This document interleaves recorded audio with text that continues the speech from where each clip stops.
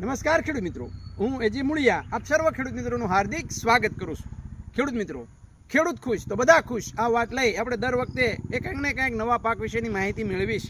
મિત્રો, આજે આપણે વાત કરવી છે એ લીંબુના પાકની. લીંબુના પાકની અંદર હાલના સમયગાળાની અંદર કેવી કાળજી રાખવી જોઈએ એની વાત મિત્રો આજે આપણે કરવાના છીએ. ત્યારે લીંબુ જે છે એ વધારે ઉત્પાદન આપે, લીંબુની અંદર જે છે એ ઉનાળામાં લીંબુ પાકે, એના માટે મિત્રો આપણે કેવા પગલાં ભરવા જોઈએ તો લીંબુ જે છે આપણા ઉનાળામાં પાકે. તો ખેડૂત મિત્રો, હાલનો સમયગાળો એ લીંબુને એ ખેંચ આપવાનો સમયગાળો છે. વરસાદ જે છે એ જવાની અણી ઉપર છે, એટલે કે વરસાદ જે છે એ પૂરો થવામાં છે. ત્યારે હવે જે છે એ લીંબુને એ આપણે ખરાડ આપવાની છે, એટલે કે ખરાડ એટલે કે એને પિયત આપવાનું નથી. એના જે છે એ ખામણાને જે છે એ હવે એ ગોળી નાખવાના છે.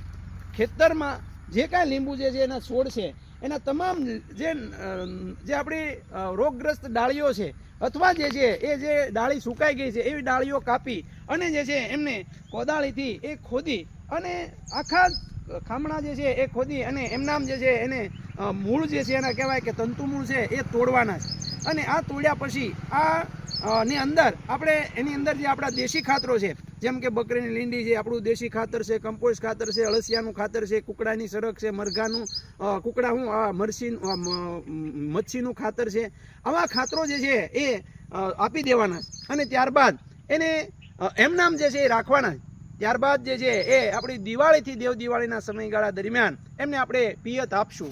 આ સમયગાળાની અંદર એ મિત્રો જો આપણે પિયત આપશું તો એની અંદર જે છે એ ખૂબ સરસ મજાનું એ ફૂટ એટલે કે ટૂંકમાં ફૂટ છે લીંબુ અને ફૂલ આવશે અને એમાંથી જે છે એ લીંબુ થશે. તો ખેડૂત મિત્રો, હાલનો સમયગાળાની અંદર આ બાબતોની આપણે ખાસ ધ્યાન રાખવાની છે. બીજું, હાલના સમયગાળાની અંદર એ બળિયા ટપકા એટલે કે પાનના ટીક્કા, પાનની અંદર આવતો જે બળિયા જે છે એટલે કે ટૂંકમાં જેને બળિયા ટપકાનો આપણે રોગ કહીએ છીએ, જે મોટા ભાગે એ બેક્ટેરિયલ ડિસીઝના કારણે એ થતો હોય છે. ત્યારે એના માટે બજારમાં મળતું સ્ટેપ્ટોસાયક્લિન છે અથવા તો કોપર ઓક્સીક્લોરાઇડ છે, આનો છંટકાવ, તાંબાયુક્ત દવાનો છંટકાવ એ મિત્રો આપણે કરશું તો આપણને ફાયદો થશે.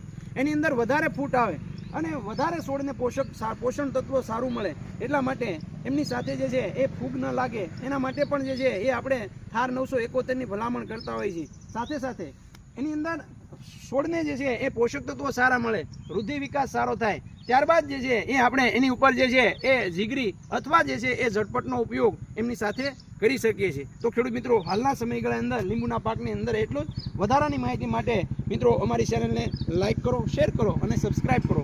ખેડૂત મિત્રો.